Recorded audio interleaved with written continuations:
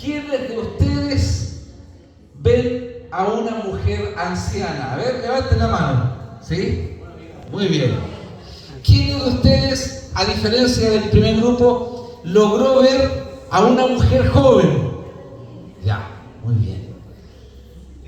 ¿Qué es lo que usted ve? Depende, ¿cierto?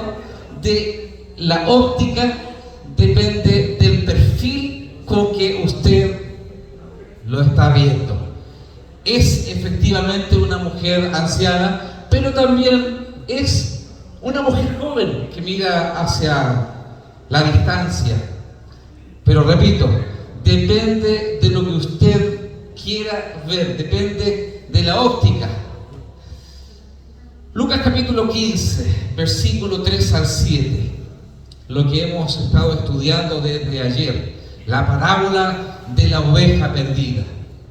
Dice, entonces él les refirió una parábola diciendo: ¿qué hombre de vosotros, teniendo 100 ovejas, si pierde una de ellas, no deja las 99 en el desierto y va tras la que se perdió hasta encontrarla? Y cuando la encuentra, dice, la pone sobre sus hombros gozoso, y al llegar a casa reúne a sus amigos y vecinos diciendo: gozaos conmigo, porque he encontrado mi oveja que se había perdido. Os digo que así habrá más gozo en el cielo por un pecador que se arrepiente que por 99 justos que no necesitan de arrepentimiento. Dice que deja las 99 en el desierto. Y yo quiero que nos concentremos en este concepto, ¿cierto? El desierto.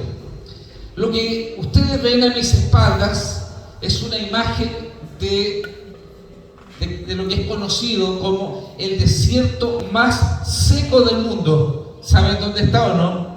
Aquí, en Chile, justamente, entre la segunda y la tercera región, y me refiero yo al desierto de Atacama. Efectivamente, el desierto de Atacama tiene la particularidad de ser el desierto más seco del mundo.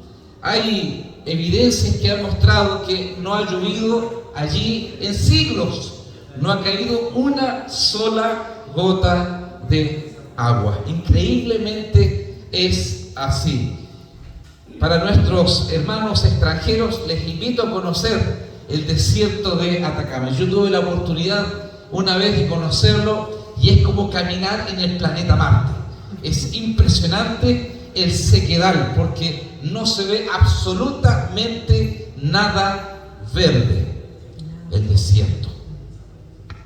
Pero hay otro desierto también muy conocido por otra particularidad, y me refiero yo al desierto del Sahara.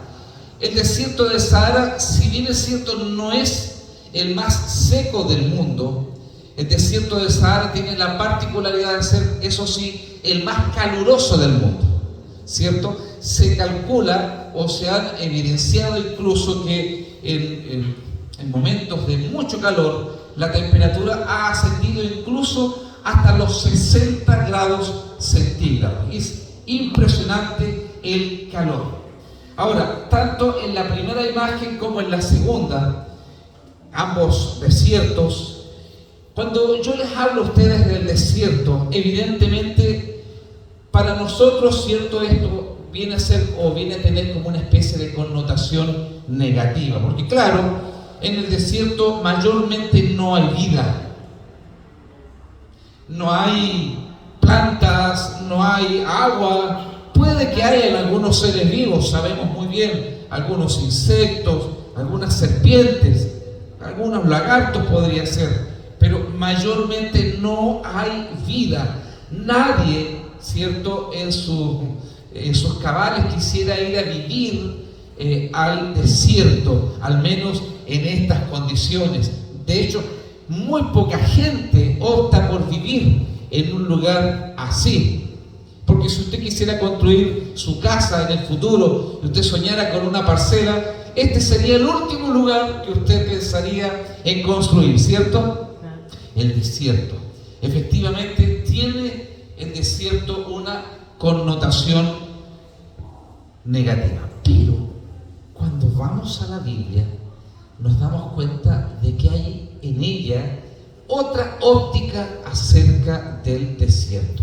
Y llama poderosamente la atención porque ayer comenzamos hablando de esta oveja, ¿cierto?, que se había perdido. Y claro, sabemos nosotros que el pastor fue en busca, ¿cierto?, de aquella oveja que estaba extraviada, que se había perdido. Sin embargo, el escritor, en este caso San Lucas, se detiene en este detalle que no es menor. ¿Dónde deja el pastor las 99 restantes? ¿Dónde? Las deja en el desierto. ¿Pero cómo? En el desierto no hay vida, en el desierto no hay agua. ¿Cómo es posible que el desierto haya sido el lugar escogido por el pastor para dejar aquellas que no se extraviaron, las 99? Para muchos el desierto es símbolo de soledad, de abandono y también de muerte. Mucha gente también ha muerto en el desierto. Yo estaba el otro día mirando las noticias y con mucha pena miraba cómo algunos, especialmente hermanos venezolanos, intentaban atravesar el desierto, ¿cierto?, para llegar a Colchane, y muchos morían en el camino. Muchos mueren en el camino porque el desierto es muy difícil de soportar. Sin embargo, en la Biblia encontramos que el desierto tiene otra connotación. Por eso yo les mostraba la imagen al comienzo. Depende de la óptica. Para la Biblia, el desierto simboliza o representa la protección y la supervisión continua de parte de Dios. Usted me va a decir, ¿pero cómo? Cuando usted y yo abrimos las Escrituras, nos damos cuenta de que el desierto, cada vez que es mencionado, está precisamente en ese sentido. Es el lugar que Dios escogió para muchos momentos importantes, momentos felices incluso. Por ejemplo, en el desierto fue donde Israel peregrinó por 40 años. La Biblia dice que al transitar por el desierto, Dios cuidó de su pueblo. Les hacía cada mañana caer del cielo maná. ¿Se acuerdan, no? Abrió agua en la roca. ¿Cuántas cosas no vio el pueblo de Israel mientras atravesaba el desierto? El desierto del Sinaí. ¿Y qué decir del profeta Elías? Cuando Jezabel le dijo, no voy a descansar, no voy a dormir hasta verte muerto. Y entonces Dios le dice al profeta, debes huir. Y Elías pregunta, bueno, ¿dónde te vas a ir? Al desierto. Y fue justamente allí donde Dios sustentó al profeta Elías. Juan el Bautista, ¿no dice así la Biblia? Una voz que clama en el desierto. Ese era el lugar que el profeta escogió, ¿cierto?, para predicar, para llevar a las personas al arrepentimiento. Jesús escogió el desierto también para allí ayunar durante 40 días, en donde también, dicho sea de paso, fue tentado. En el desierto fue donde Felipe bautizó al etíope. Y Apocalipsis capítulo 12 dice que durante 1260 días Dios cuidó a la mujer. ¿Cuál fue el lugar escogido para cuidar de la mujer? El desierto. Eso lo dice, ¿cierto?, en el libro de Apocalipsis. Observen ustedes, se dan cuenta de algo transversal. La Biblia, a diferencia de lo que nosotros pensamos, le da al desierto una connotación positiva, porque en ese lugar es donde Dios cuidó a su pueblo y lo sustentó, en el desierto. Dios cuida a su pueblo, Dios lo mantiene a salvo, Dios lo protege, porque sabe muy bien, ¿cierto?, que su pueblo necesita ser protegido, necesita ser guardado. Cada mañana usted y yo nos arrodillamos, conversamos con Dios y le decimos: Señor, cuídame en este día, guarda mi vida, guarda mis pasos, dame sabiduría para tomar buenas decisiones. Y entonces Dios nos revela un método mediante el cual cuidar a su pueblo.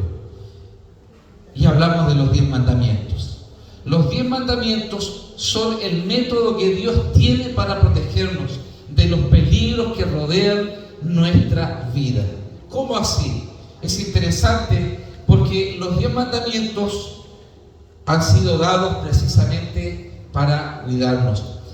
Llama la atención que los 10 mandamientos fueron entregados en 2 tablas. La Biblia dice que esas tablas estaban hechas de un material específico. ¿De qué o en qué Dios escribió sus mandamientos? En piedra.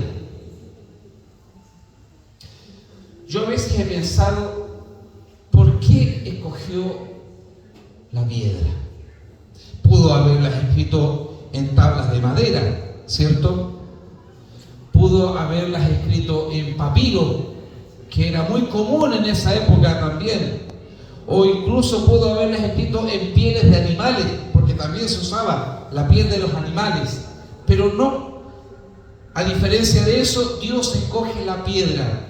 Ahora usted puede imaginarse por qué. ¿Qué pasa con la madera?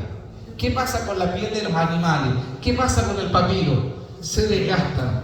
No así la piedra. Porque así como la piedra es duradera, así también lo es su ley. 2 tablas de piedra. ¿Por qué 2? Observen que hay un detalle muy interesante. Pudo haber sido 3 tablas, o quizás una tabla gigante en donde estuviesen todos los mandamientos. Pero ¿por qué 2 tablas? Cuando usted lee los mandamientos, como los vamos a ver a continuación, se va a dar cuenta de que en los primeros mandamientos, específicamente del 1 al 4, están representadas todas nuestras responsabilidades y nuestros deberes. ¿Para con quién? Para con Dios. A partir del 5.º mandamiento, nuestra responsabilidad es para con quién? Es para con el prójimo. Porque una relación espiritual saludable es vertical, escuchen bien, pero también es horizontal. Yo no puedo pretender estar bien con Dios y estar mal con todo el mundo. No sé si me entienden. O sea, eso es un cristianismo incompleto. Por eso es que son 2 las tablas, porque en unas se revelan nuestros deberes para con Dios y en otras para con nuestro prójimo. Aquí está lo que yo les decía. El primer mandamiento dice: no tendrás dioses ajenos delante de mí. ¿Qué es un Dios? Partamos por esa pregunta. Un Dios es aquello a lo cual tú le das el primer lugar y le das la preferencia en tu vida. No necesitas tener una divinidad como el sol o la luna. En las religiones antiguas eso ocurría. Ya no necesitas eso. Simplemente cualquier cosa que ocupe el primer lugar de tu vida, eso ya se transforma para ti en un Dios. El fútbol puede ser un Dios. El trabajo puede ser un Dios. El dinero, la moda, los afanes de esta vida. Yo no digo que no hay que trabajar, no digo que no hay que jugar fútbol, no digo que no haya que tener dinero. Lo que estoy diciendo es que Dios siempre tiene que estar en primer lugar de nuestra vida. Segundo mandamiento: no te das imagen ni ninguna semejanza de lo que esté arriba, no te inclinarás a ellas ni las honrarás. Este mandamiento nos dice que nosotros no debemos tener imágenes de yeso, imágenes de madera. Eso era muy propio de las religiones antiguas. La Biblia dice que Dios no necesita de imágenes para poder ser adorado por nosotros. Tercer mandamiento: no tomarás el nombre de Dios en vano. Usar el nombre de Dios de manera descuidada, hermanos. La Biblia dice en Isaías capítulo 6 que los ángeles cubren su rostro cuando pronuncian el nombre de Dios. Cuarto mandamiento: acuérdate del sábado para santificarlo. Interesante. Dice la Biblia que nosotros tenemos 6 días para trabajar, pero 1 para descansar. Y ese es el sábado. El 5.º mandamiento dice: honra a tu padre y a tu madre. Eso está claro, ¿cierto? Honrar a quienes nos han dado la vida. 6.º mandamiento: no matarás. Ojo con eso. Debemos respetar la vida de los demás. 7.º mandamiento: no cometerás adulterio. Engañar a su esposa. Eso es cometer adulterio. Engañar a su esposo. Eso es cometer adulterio. Tener relaciones sexuales antes del matrimonio también está contemplado dentro de este mandamiento. El 8.º mandamiento dice: no hurtarás, no robar, ¿cierto? No tomar lo que no es de nosotros. El 9.º mandamiento dice: no hablarás contra tu prójimo falso testimonio. No mentir, decir la verdad, ser honesto, ser íntegros en todo lo que hacemos y decimos. Y por último, el último mandamiento dice: no codiciarás. Interesante este mandamiento, porque no tiene que ver con lo que nosotros hacemos. La codicia no tiene que ver con actos. La codicia tiene que ver con deseos. Interesante. Ahí están los 10 mandamientos. Cuando usted y yo ajustamos nuestra vida a la ley de Dios, ¿saben? Vamos entendiendo que ella en realidad nos protege. Es como una especie de cerco, un cerco protector. Claro, lamentablemente cuando yo les hablo a ustedes de la palabra ley, la palabra ley tiene muchas veces un peso negativo, ¿cierto? Las leyes.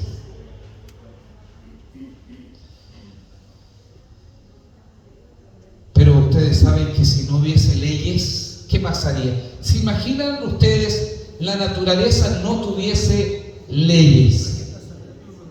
¿Se imagina usted que el sol saliera cada día de donde se le ocurre? O que ahora, terminando marzo, dijera el planeta: no, ¿sabe qué? Quiero un poquito más de verano, démosle hasta julio. ¿Qué pasaría? ¿Qué pasaría si la luna se desorbitase? ¿Usted sabe lo que podría pasar o no? Los océanos. En realidad el universo completo está regido por leyes. Nuestro propio cuerpo está regido por leyes. En la calle, cuando usted y yo transitamos o conducimos nuestro vehículo, ¿qué es lo que regula también nuestro proceder? Las leyes. Y en la vida espiritual es exactamente lo mismo. Dios nos ha dado leyes. ¿Con qué fin? ¿Con qué propósito? La Biblia dice que las leyes de Dios nos protegen, pero Santiago va más allá todavía. Santiago dice en el capítulo 2, versículo 12: así hablad y así haced, como los que habéis de ser juzgados por la ley de la libertad. Libertad. Esta palabra no se entiende muchas veces. ¿Qué es ser libre? Si tú respondes: ser libre es hacer lo que yo quiera, bueno, yo te diría: eso no es libertad, eso es simplemente libertinaje. El libertinaje es irrespetuoso. El libertinaje no se preocupa del que está al lado. Eso es libertinaje. Pero ¿qué es libertad? ¿Es hacer lo que yo quiero? En realidad se ha debatido mucho acerca de este concepto. ¿Qué significa realmente la libertad? Libertad, como por ejemplo la que tuvo Eva, lo que estudiamos ayer, de tomar el fruto. Libertad que ellos tuvieron para escoger si vivir conforme a la voluntad de Dios. Pero ¿por qué dice la Escritura que la ley de Dios es también la ley de la libertad? Yo les decía, para muchos cristianos incluso, cristianos que dicen, no, la ley de Dios quedó clavada en la cruz. Eso no es así. La ley de Dios no quedó clavada en la cruz. No, la ley de Dios produce esclavos. Nada que ver. Porque el propio Santiago llama a los 10 mandamientos la ley de la libertad. ¿Por qué? Porque cuando usted y yo sometemos nuestra voluntad a la voluntad de Dios expresada en su ley, nosotros seremos realmente libres. ¿Libres de qué, me va a preguntar? Seremos libres del pecado, seremos libres de las adicciones. Usted quiere vivir una vida de paz, quiere vivir una vida de tranquilidad, quiere disfrutar cada minuto de su vida y respirar con alegría y gozo. Sometamos nuestra vida a la ley de Dios, porque allí encontraremos la libertad. Y a propósito de eso, el propio Jesús agrega en Juan capítulo 8, versículo 32, y conoceréis la verdad, y la verdad os hará libres. Libres. Estamos llamados a ser libres. Así es, queridos. Para algunos la ley de Dios restringe nuestras libertades. Para algunos la ley de Dios son cercos que nos impiden, ¿cierto?, desarrollar nuestra voluntad. Pero de acuerdo a la Biblia, la ley nos da libertad. La ley nos da libertad del pecado. Usted y yo tenemos una naturaleza pecaminosa, pero esa naturaleza se libera cuando sometemos precisamente por la obra del Espíritu Santo nuestra vida a la ley de Dios.